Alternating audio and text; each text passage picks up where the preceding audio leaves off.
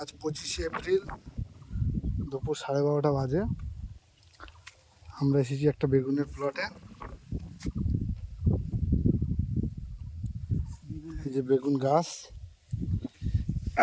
এই যে বেগুন দেখেন কি হারে বেগুন ধরেছে দেখেন।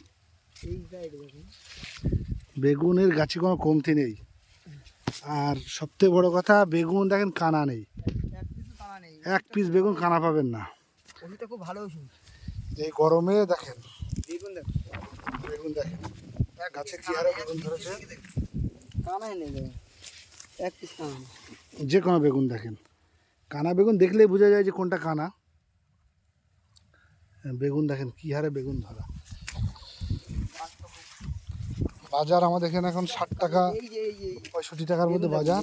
বেগুন কি হয়েছে বেগুন বেগুন দেখেন, বেগুন কোনো বেগুন কানা নেই, এক পিস।